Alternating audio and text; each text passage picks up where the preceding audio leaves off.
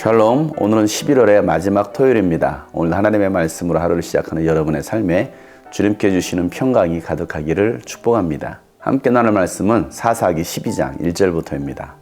에브라임 지파 사람이 싸울 준비를 하고 요단강을 건너 사본으로 와서 입다에게 말하였다. 너는 왜 암몬 자손을 치러 건너갈 때에 우리를 불러 같이 가지 않았느냐? 우리가 너와 내 집을 같이 불태워버리겠다. 그러자 입다가 그들에게 말하였다. 나와 나의 백성이 암몬 자손과 힘겹게 싸울 때에 내가 너희를 불렀으나 너희는 나를 그들의 손에서 구하여 주려고 하지 않았다. 너희가 구하러 오지 않는 것을 보고 내가 목숨을 걸고 암몬 자손에게 쳐들어가니 주님께서는 그들을 나의 손에 넘겨주셨다. 그런데 어찌하여 오늘 너희가 이렇게 올라와서 나를 대항하여 싸우려고 하느냐? 입다는 길르앗 사람들을 모두 불러 모아 에브라임 지파 사람들과 싸워 무찔렀다. 에브라임 사람들은 평소에 늘 길르앗 사람들을 보고 너희 길르앗 사람은 본래 에브라임에서 도망친 자들이요 에브라임과 므낫세에 속한 자들이다 하고 말하였다. 길르앗 사람들은 에브라임 사람을 앞질러서 요단강 나루를 차지하였다. 도망치는 에브라임 사람이 강을 건너가게 해달라고 하면 길르앗 사람들은 그에게 에브라임 사람이냐고 물었다. 그가 에브라임 사람이 아니라고 하면 그에게 시볼렛이라는 말을 발음하게 하였다. 그러나 그가 그 말을 제대로 발음하지 못하고 시볼렛이라고 발음하면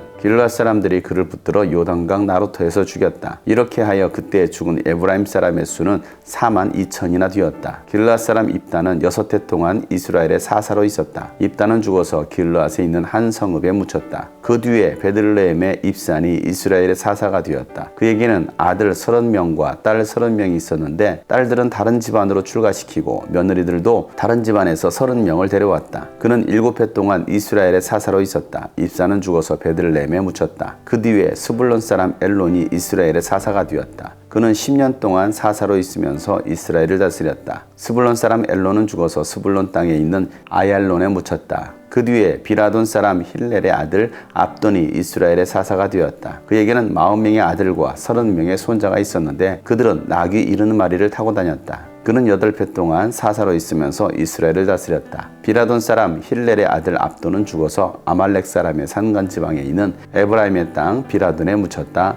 아멘. 입다는 암몬 자손과의 싸움에서 대성을 이루게 됩니다. 전쟁을 마치고 그의 집인 미스바가 있는 곳으로 돌아오는 길에 그의 딸이 소고를 치며 춤을 추며 입다를 맞이하게 됩니다. 입다는 전쟁에 나가기 전에 하나님 앞에 서원한 것이 있었습니다. 하나님께서 전쟁을 승리케 해주신다면 제일 먼저 반기로 나오는 사람을 번제로 바치겠다라고 했습니다. 그의 잘못된 서원에 의해서 결국 자신의 딸을 번제로 바치고 죽이게 되는 것입니다. 그런 슬픔 가운데 있었던 입다에게 에브라임 지파 사람들이 찾아옵니다. 그리고 입다에게 항의하기 시작하는 것입니다. 왜 암몬 자손과 싸우러 갈 때에 자신들을 부르지 않았느냐는 것입니다. 기드온이 미디안과 전투할 때도 마찬가지였습니다. 이 에브라임 사람들은 구경만 하고 있었습니다. 그리고 전쟁이 끝나고 나니까 기드온을 찾아서 왜 자신들을 부르지 않았느냐라고 따질 때에 기드온은 그들의 비유를 맞추면서 그들의 분노를 삭혔습니다. 지금도 똑같은 상황인 것입니다. 입다가 요단강 동편에서 암몬 자손과의 전투할 때에 이 에브라임 지파 사람들은 강 건너 불구경하고 있었던 것입니다.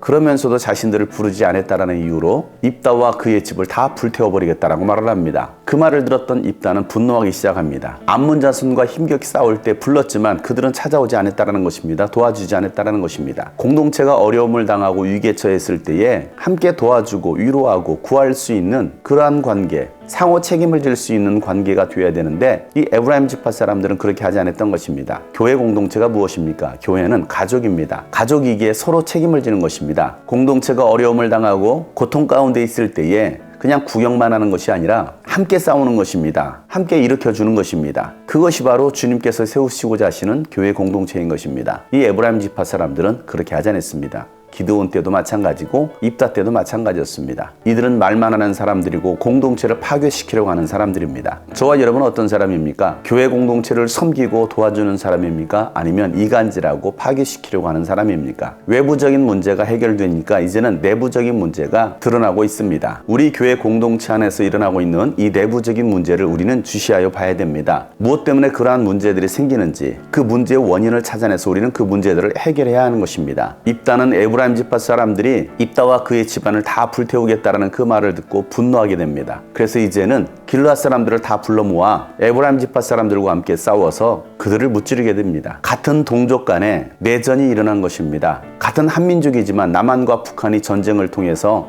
남북이 갈라진 것처럼 내전은 동족 간에 상처를 주고 고통을 주는 것입니다. 에브라임 지파 사람들은 길르앗 사람들을 향하여서 평상시 때에도 길르앗 사람들은 에브라임에서 도망친 자들이다라고 비웃었습니다. 조롱했습니다. 길르앗 사람들은 에브라임과 므낫세에 속한 자들이다라고 조롱 섞인 말들을 늘 했던 것입니다. 교회 공동체는 서로를 세워줘야 되는 것입니다. 나보다 부족해 보여도 그 사람 또한 존귀한 자이기에 우리는 그를 높이고 세울 수 있어야 되는 것입니다. 섬기는 자가 되어야 되는 것입니다. 죽이는 말을 하지 말고 살리는 말을 할 수 있길 바랍니다. 비웃고 조롱하는 말이 아니라 격려하고 세워줄 수 있는 말을 하시길 바랍니다. 그럴 때 공동체가 하나가 되는 것입니다. 에브라임 지파 사람들은 그렇게 하지 않았습니다. 스스로 교만했습니다. 자만했습니다. 그래서 늘 길르앗 사람들을 무시했던 것입니다. 혹시 여러분들은 교회 공동체 안에 지체들을 무시하고 있지는 않은지, 조롱하고 비난하고 있지는 않은지 한번 생각해 보시길 바랍니다. 여러분의 입술에 그러한 비난의 말이 있다고 한다면 이제는 그 비난의 말을 그치시고 축복과 격려와 위로의 말을 하시길 바랍니다. 입다와 길르앗 사람들은 에브라임 지파 사람들을 다 쳐서 죽이게 됩니다. 도망치는 사람들에게는 시볼렛이라는 말을 해보게 해서 발음이 시볼렛이 아니라 시볼렛이라고 말하면 에브라임 사람이라는 것을 알고서 다 쳐 죽였습니다. 그렇게 해서 죽은 에브라임 사람의 수가 42,000명이었습니다. 민수기에서 1차 인구조사 때에는 에브라임 지파 사람이 45,000명이었습니다.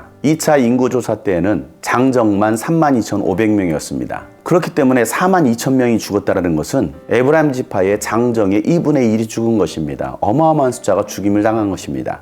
사사시대가 이제는 동족 간의 전쟁으로 더 깊은 어둠 속으로 치닫습니다. 이렇게 입다는 길르앗에서 6년 동안 다스리게 됩니다. 이렇게 길르앗 사람 입다는 이스라엘에서 6년 동안 이스라엘의 사사로 다스리게 됩니다. 그 뒤에 3명의 사사가 나옵니다. 입산과 엘론과 압돈이 나옵니다. 그들의 이야기는 짧게 소개되고 있습니다. 입산은 베들레헴 사람으로서 그의 아들 30명과 딸 30명이 있었습니다. 자식을 많이 낳았습니다. 그런데 문제는 딸들은 다른 집안으로 시집을 보냅니다. 그리고 며느리들도 다른 집안에서 30명을 데리고 옵니다. 이 다른 집안은 바로 이방인들이었습니다. 입산이 이스라엘의 사사로 7년 동안 다스리는 동안 그가 했던 일들은 이방 나라들과의 평화 조약을 위해서 정략 결혼을 시켰던 것입니다. 하나님의 말씀에 정면으로 위배되는 것이었습니다. 하나님은 이방인들과 함께하지 말라고 했습니다. 결혼을 하지도 말고 며느리도 데려오지 말라고 했습니다. 그런데 입사는 자신의 아들과 딸들을 이방인들과 결혼을 시켰던 것입니다. 평화는 하나님께로부터 오는데 입사는 하나님께로부터 온다고 생각하지 않고 이방 나라들과 타협할 때에 그들이 평화를 줄 거라고 생각했던 것입니다. 스불론 사람 엘론은 이스라엘의 사사로 10년 동안 다스리게 됩니다. 그러나 그가 했던 일들은 어느 것도 소개되지 않습니다. 그를 통하여 이스라엘을 구원했다는 말도 없습니다. 사사 압도는 40명의 아들과 30명의 손자를 뒀습니다. 그리고 나귀를 70마리나 타고 다녔습니다. 그는 8년 동안 이스라엘의 사사로 다스리면서 부귀영화를 누리며 살았습니다. 압돈이란 이름의 뜻은 종인데 종의 모습이 아니라 나귀를 타고 다니는 왕처럼 그는 살아갔던 것입니다. 이 3명의 사사들을 통해서 이들이 이스라엘 백성들을 구원했다는 말은 기록하고 있지 않습니다. 그저 자신들의 왕국을 만들고 자신들을 위한 삶을 살았던 것입니다. 이스라엘 백성들을 구원할 사사가 되어야 되는데 백성들을 구원하기는커녕 자신들의 안락을 위해서 살았던 것입니다. 오늘 저와 여러분의 삶은 어떤 삶입니까? 하나님의 나라를 위한 삶입니까? 잃어버린 영혼을 찾아 구원하기 위한 삶입니까? 이 3명의 사사가 다스리는 25년 동안 이 사사가 백성들에게 했던 것은 이스라엘 백성들이 하나님 앞에서 다시 악을 행하게 하는 것이었습니다. 그들이 이스라엘을 어떻게 다스렸는지를 보게 되는 것입니다. 오늘 말씀을 통해서 에브라임 지파 사람들이 입다를 찾아와 항의하고 가문을 불태우겠다라고 말했던 그들의 모습 속에서 우리는 과연 공동체를 살리는 사람인지